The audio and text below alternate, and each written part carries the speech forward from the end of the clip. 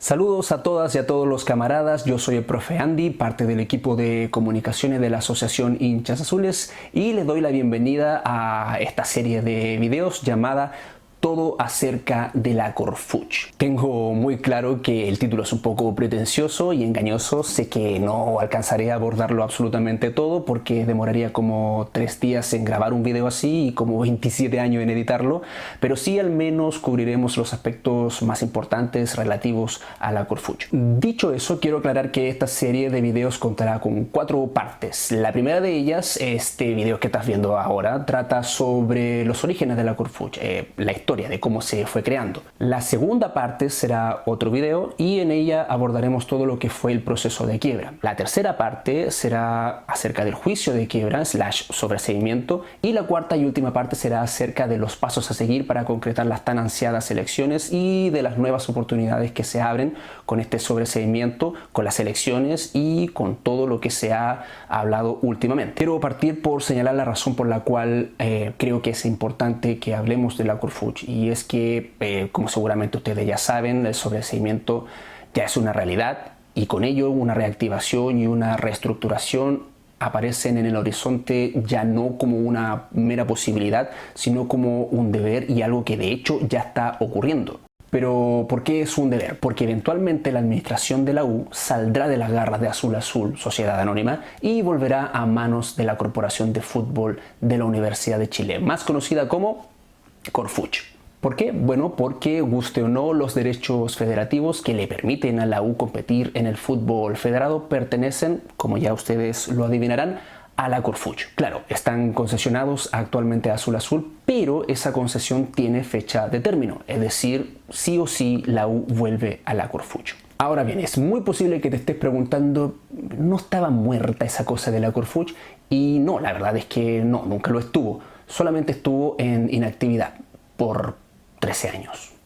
Y es que, como quizá ustedes saben, el contrato de concesión tripartito firmado entre la Corfuch por un lado, Azul Azul por el otro y la Tesorería General de la República establece que Azul Azul tiene la concesión de los bienes y derechos durante 30 años, periodo durante el cual debe pagar cada 30 de abril un 8% de sus utilidades anuales o el 3% de sus ingresos. Y como estos tipos casi nunca tienen utilidades, pagan sobre sus ingresos. Si al cabo de esos primeros 30 años Azul Azul cancela la deuda fiscal que tiene la Corfuch con la tesorería, la concesión se renueva automáticamente por otros 15 años, o sea, hasta el año 2052. Lo realmente perverso de todo esto es una pequeña parte de la ley 20.019, la ley de sociedades anónimas deportivas, que se hizo básicamente para el caso de la U. El artículo transitorio número 2, en su inciso 3, dice que las corporaciones en quiebra que firmen un contrato de concesión deberán permanecer en un estado de inactividad, que fue más o menos lo que le pasó a la Corfuch. Pero, en fin, ya sea en 2037, después de esos primeros 30 años, o en 2052, después de esos mismos 30 años más otros 15, la administración vuelve sí o sí a la Corfuch. Eso tiene que quedar total y completamente claro. Así que, primera gran conclusión, te debería importar lo que pase o deje de pasar con la Corfuch porque es la institución que eventualmente administrará al equipo que todos amamos. Sin embargo, y esta es la verdadera razón por la cual hacemos esta serie de videos, lo anteriormente señalado no es necesariamente bien visto por todo el mundo. Y es que existe un grupo muy importante de personas, de hinchas, que tiene una muy mala imagen de la Corfuch. Es frecuente leer en redes sociales cosas como revivir a la Corfuch, ¿para qué? Si se robaron absolutamente todo. O cosas como la Corfuch quebró a la U,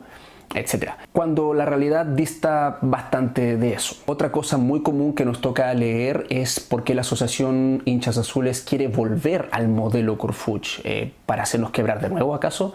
Y aclaro desde ya, nunca en nuestros 6 años de historia hemos dicho algo así y quién sabe por qué algunos lo piensan o quieren hacer creer eso, pero no es así. Lo que sí hemos dicho es que reactivar y, ojo, reestructurar la Corfuch podría darnos a las y los hinchas una herramienta importante para hacerle frente a Azul Azul y de algún modo tener incidencia en las decisiones que atañen al futuro de la U. Por otra parte, existe un grupo muy grande de hinchas que por una cuestión meramente etaria, de edad, desconoce lo que fue la Corfuch. Si te hiciste hincha de la U en 2005 o 2006, es muy posible que no tengas idea o sepas muy poco acerca de ella. No es tu culpa, evidentemente, haber nacido más tarde, pero sí es necesario que vayas conociendo un poco de la historia. Ahora, volvamos un poco atrás, volvamos a la pregunta inicial. ¿Por qué es importante tener una opinión basada en hechos y no en mitos o delirios medios lisérgicos de gente que no tiene un carajo de idea? Por lo siguiente, ya sea que formes parte del primer grupo de los mal informados o del segundo grupo de los que nacieron tarde, eres hincha de la U y por lo tanto no puedes restarte de la lucha que nos va a devolver a nuestro club. No podemos darnos el lujo otra vez de dividirnos o de no participar por estar mal o desinformados. Para eso entonces hacemos estos videos, ¿vale? Y bien, luego de toda esa aburridísima pero necesaria introducción, vamos al grano. Aquí inicia realmente la parte 1 de esta serie, los orígenes de la Corfuch. Comencemos. Es muy relevante comenzar a desmitificar cosas en torno a la Corfuch porque muchos han delegitimado su regreso, por ejemplo, con el hecho de que fue creada en dictadura. Bueno, sobre eso en realidad no hay mito. Efectivamente, la Corfuch fue creada durante la dictadura. Pero aquí me permito hacer el primer gran alcance, y es que si habemos grupos que hemos luchado por reactivar y luego reestructurar a la Corfuch, no es porque nos guste revivir fantasmas y errores del pasado. No. Espero que eso al menos esté claro a estas alturas. No es por eso que lo estamos haciendo. Y es que, claro, entendemos que la institucionalidad es una cosa y las personas que llevan a cabo la administración de esas instituciones, junto con sus intenciones y propósitos objetivos, son otra cosa. A ver, sin ir más lejos, yo soy profesor, soy parte del Colegio de Profesores, que también fue creado en dictadura. Pero dale, ha habido cambios de estatutos, cambios de políticas y sobre todo cambio de objetivos. No es lo mismo el Colegio de Profesores de hoy que el Colegio de Profesores del 74 cuando fue creado. Del mismo modo, no es lo mismo la Corfuch del momento de su creación que la Corfuch de comienzo de los 90 con el regreso de la democracia. Y tampoco será lo mismo cuando logremos reestructurarla porque las y los hinchas de esta época y de este Chile entero en realidad no somos iguales que a comienzo de los 80s o a comienzo de los 90s. El panorama entero ha cambiado. Dicho de otro modo, a manera de resumen, la Corfuch es solo un camino, es el medio, no es el fin. Es una herramienta y lo que se haga con esa herramienta dependerá de quién o de quienes la estén empleando. Pero bueno, no nos desviemos del punto esencial, que es comprender que la Corfuch nace de una crisis y por sobre todo nace en crisis.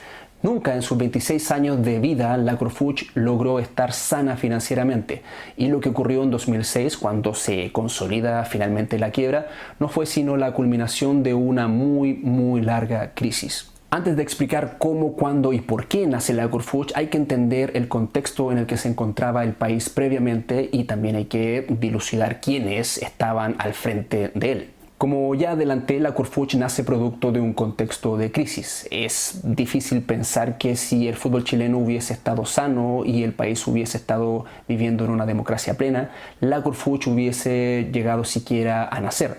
Probablemente ni se creaba. Pero durante los 70s, Chile y la Universidad de Chile en particular estaban flotando a duras penas en un profundo océano de mierda. La Corfuch nace entonces para intentar sobrevivir a una crisis. Esa crisis, podríamos decir, tiene triple origen. En primer lugar, malas decisiones propias del club deportivo. En segundo lugar, situación política del país. Y en tercer lugar, el estado del fútbol chileno en general. Veamos, la decisión de crear la Corfuch se toma en 1978. La creación oficial se produce en 1979 y empieza a funcionar formalmente en 1980. Pero la verdad es que hay que ir un poco más atrás incluso para comenzar a entender el porqué de su creación. Toda esta historia comienza el 11 de septiembre de 1973 con el golpe militar y la consiguiente dictadura cívico-militar. Usted trate de decirlo bien, cívico-militar, porque no solo había militares al frente, también habían civiles. Muy poco después de ese momento ocurre algo que afectaría para siempre a la Casa de Estudios, a la Universidad de Chile. Aparece el decreto con fuerza de ley número 50 de 1973, que establecía que todos los rectores de las universidades chilenas serían elegidos a conveniencia y voluntad de la junta de gobierno. A partir de ese momento, la Universidad de Chile quedaba entonces intervenida y esto significó de inmediato una reducción de todos los presupuestos. Y evidentemente algo para lo que estos tipos no iban a destinar muchos recursos era el deporte y el fútbol en particular. Al mismo tiempo, producto de la crisis que se arrastraba de años anteriores y que se profundizó aún más en los años de la dictadura, el fútbol chileno entero estaba cerca de tocar fondo y la U no estaba ajena a eso, por supuesto. Prueba de ello fue, por ejemplo, el clásico jugado en 1973, el clásico universitario, donde solamente 5.018 personas asistieron al Estadio Nacional, en algo que marcaría la tónica de los años posteriores del fútbol chileno. Otro ejemplo, el año 74 volvió la Copa a Chile, que no se disputaba desde 1961. Con eso se pensaba ayudar a los clubes para que tuvieran más liquidez. La lógica era más partidos, más gente, más recaudación. Pero la gente estaba más preocupada de sobrevivir a la crisis financiera del país que de ir al estadio, así que al final todo se tradujo en más partidos que no iba a haber nadie y por lo tanto en mayores gastos para los clubes. Lo visto en la fecha disputada a mediados de mayo de ese año, por ejemplo, es algo muy ilustrativo. 250 personas fueron a ver una jornada doble en el Nacional entre Unión Española versus Audax y Palestino versus Aviación. 279 personas fueron al estadio de San Antonio, 220 a Las Higueras, allá en Talcahuano, 590 a Temuco y tan solo 86 personas fueron a ver el partido que se disputó en el estadio San Eugenio. Las recaudaciones ni siquiera alcanzaban para pagar las planillas de los jugadores, ni los traslados, ni tampoco los hospedajes. La U vivía su propio calvario producto de las gestiones de un señor cuyo nombre quizás te suene, Rolando Molina, atención con ese nombre, que desde el momento mismo en que asumió la presidencia de la rama fútbol, ojo, en 1972, es decir, antes del golpe militar, estuvo obsesionado con la idea de construir un estadio y realizó recortes presupuestarios para poder concretarlo. Luego, en ese mismo afán, realizó innumerables movidas y jugadas que terminaron significando pérdidas de patrimonio por un lado y paupérrimos desempeños deportivos por el otro. Y hay que entender qué tipo de persona era Rolando Molina. Anti-Unidad Popular, anti-Allende, nacionalista recalcitrante y fiel partidario de Pinochet. Y aunque no fue puesto allí por los militares, sí estaba dispuesto a hacer lo que fuera necesario para ayudar al régimen de su general, siendo la masificación del apoyo en los sectores populares uno de sus caballitos de batalla. Y en ese sentido, construir el estadio parecía la panacea, ¿no? Y en todo caso, incluso el más obtuso de los milicos entendía el poder de manipulación que se puede ejercer sobre una población a través del fútbol. En su libro Goles y Autogoles, Historia Política del Fútbol Chileno, Daniel Matamala lo explica de manera bastante buena, con varios capítulos dedicados a la U incluso. Más allá de la opinión que cada uno pueda tener del autor, resulta un libro altamente recomendable. Léanlo, hay, como digo, muchos capítulos, varios capítulos dedicados a la historia de la U. Otro esbirro de la dictadura que siempre trabajó más para ellos que para la U fue Ambrosio Rodríguez, que aparte de ser sucesor de Molina en la presidencia de la Corfuch, llegó a ser procurador general de la República entre 1986 y 1990, o sea, íntimo amigo de Pinochet. Él también entendía que el partido del régimen también se jugaba en las canchas de fútbol. Tanto así que llegó a declarar en alguna ocasión población por población, calle por calle, casa por casa, en alusión a la creciente popularidad de la U a pesar de llevar varios años sin ganar ni mierda y la necesidad de seguir disputándole adeptos al archirrival. En todo caso, todos los errores de este par de dirigentes generaban anticuerpos y resistencia por parte de la hinchada de la U, que de a poco fue adoptando un perfil más politizado y antagónico no solo a la dirigencia del club, sino que a la del país. O sea, a la dictadura. Quizás algún día haga un video sobre aquello, la resistencia de la hinchada azul contra la dictadura, porque me parece un tema muy interesante, pero no quiero irme por esa rama en este video, así que lo vamos a dejar para otra ocasión. Así que volviendo a nuestro asunto, el problema de Molina fue que si bien a un régimen totalitario nunca le cae mal un poco de populismo de cuando en cuando para mantener el descontento a raya, tampoco va a hacer grandes esfuerzos por ello. Así que Molina nunca nunca tuvo todo el apoyo que esperaba de sus patrones para construir el estadio y varios de sus intentos quedaron en menos que nada y terminaron de hecho endeudando al Club Deportivo cada vez más. Hacia el año 1975 Molina comenzaría de manera muy paulatina a hundir a la U en un mar de deudas. Es cierto, la Asociación Central de Fútbol, el antepasado de la NFP, repartió préstamos a mansalva a casi todos los equipos,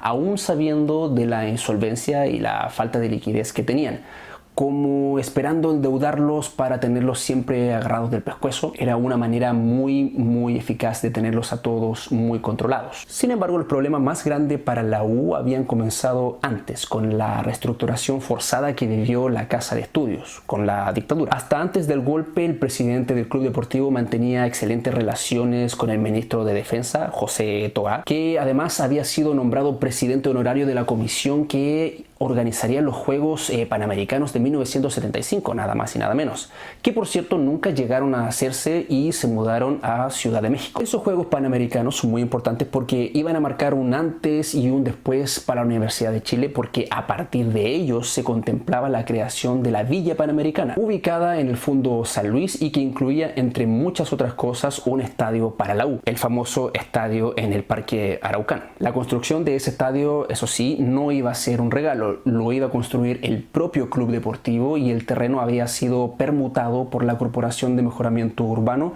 a cambio de un terreno que tenía la Casa de Estudios en La Granja, en el Fundo La Castrina, de aproximadamente unas 80 hectáreas, donde actualmente está ubicado el MIM, más unos 5.000 pesos de la época, que no sé cuánto será en plata actual, pero me imagino que harto. ¿Con qué plata se iba a construir? Con lo que habían dejado las ventas de emblemas como Alberto Quintano o Eduardo Peralta, además de la venta del estadio de Recoleta, la piscina de los Leones y la sede de Santa Lucía. Todo eso iba a comenzar a edificarse en septiembre de 1973. Luego de eso pasó lo que ya todos sabemos y adiós a los Juegos Panamericanos y también adiós al proyecto de la Villa Panamericana, que iba a contemplar, como ya está dicho, el hermoso proyecto social que fue la Villa Compañero Ministro Carlos Cortés, más conocida como Villa San Luis, que más que postergarse simplemente llegaba a su fin, aunque nadie lo explicitaba así en aquel momento. De hecho, hasta 1977 el Club Deportivo aún tenía la esperanza de que aquello se concretara, pero finalmente nunca ocurrió. Tanto la universidad como el Club Deportivo vivieron un sistemático despojo.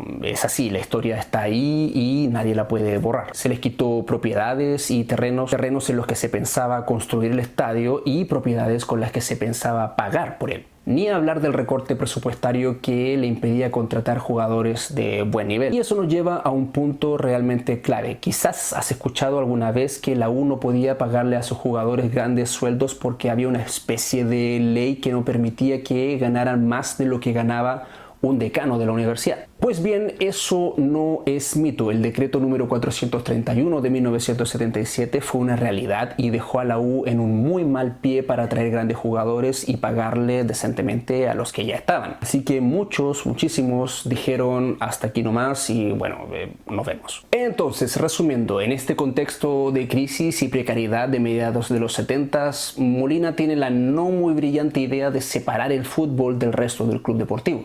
Molina tenía, según su propio punto de vista, al menos 3 razones para separar el fútbol de las otras ramas deportivas.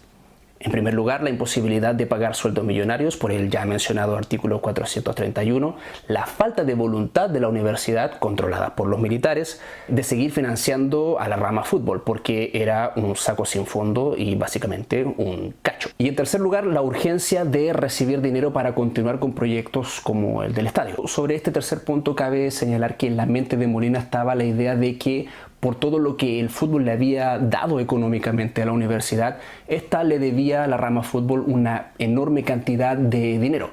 Esta idea era en todo caso aceptada por la propia universidad. De hecho, el prorector de la época, un señor llamado Hernán García Vial, calculaba esa deuda cercana al $1.000.000. Muchísima plata para ese entonces. Pero cuando Molina quiso cobrar ese dinero, básicamente le dijeron que tenía que separar el fútbol del resto del club deportivo porque ya hacia ese punto el equipo de fútbol representaba un tremendo problema para la casa de estudios, porque era como dijimos antes, un enorme saco sin fondo. De este modo es que hacia finales de 1977 Molina ya comienza a cuajar la idea de crear una corporación aparte del club deportivo. Y así, en 1978, en la Junta Ejecutiva del 14 de abril, se anuncia que se creará la Corporación de Fútbol de la Universidad de Chile, más conocida como Corfuch. Por supuesto, esto no era del agrado de todo el mundo. De hecho, Emilio Torrealba, el presidente del club deportivo, se molestó y muchísimo con Molina por haber tramado esto a espaldas del resto del club, junto con el rector delegado, un militar llamado Agustín Toro Dávila. De cualquier modo, el 8 de enero de 1979 se crea jurídicamente la Corfuch y el 1 de septiembre de 1980 se separó jurídica y financieramente de la universidad. Cuando Molina hizo todo esto, lo hizo creyendo que podría convencer a los militares a cargo de la universidad de que transfirieran desde la casa de estudio y el club deportivo las propiedades ligadas a la rama fútbol hacia la recién creada Corfuch. Pero eso evidentemente nunca sucedió. Cuento corto, producto de un sinfín de malas decisiones, la Corfuch nació en crisis y, peor aún, desfinanciada. Prueba de eso es todo lo que vino después, coronado incluso por lo que fue el descenso. Conclusión, para ir ya cerrando este episodio porque se está alargando bastante, desde el primer día, desde el día 1, la vida de la Corfuch fue básicamente intentar sobrevivir y lidiar con la crisis. Soportó durante 26 años y posiblemente hubiese podido seguir haciéndolo, pero nadie contaba con que el Estado de Chile y los poderes empresariales buscarían privatizar el fútbol, haciendo quebrar a la Corfuch de una manera bastante espuria, bastante rara, por decirlo poco, y dando origen a las sociedades anónimas. Pero eso ya es otra historia, una historia que contaremos en la segunda parte de esta serie. Sé que se me queda mucha información afuera, pero si te gustó el video, camarada, te pido dos cosas. Uno, que le des like, porque eso ayuda a visibilizarlo más aún en distintas plataformas. Y te pido también que te suscribas al canal de Chuncho TV, que es donde vamos a estar subiendo el resto de los videos de esta serie y muchas otras cosas más en el futuro. Mi intención es sacar videos todas las semanas o al menos tener cierta regularidad porque hay mucho que hablar acerca de la U, de la historia, de su cultura, de su arte, etc. Y hay muy poca gente haciéndolo. Quiero hacerlo de la manera más decente posible. De hecho, no sé si lo notaron, pero me compré un microfonito y todo para mejorar el audio. Invertí en iluminación y toda la cosa, así que espero que se valore y que alguien vea esta mierda, por lo menos. Ya saben, comenten todo lo que quieran, hagan sus críticas, las que crean necesarias, son muy bienvenidas, pueden sugerir temas para futuros videos, yo voy a estar leyéndolos y tomándolos en cuenta, por supuesto. Hasta aquí nomás el video de hoy, no olviden que la próxima semana ya vamos a estar publicando la segunda parte titulada La quiebra, mitos y realidad. Nos vemos hasta entonces, cuídense mucho y aguante la U.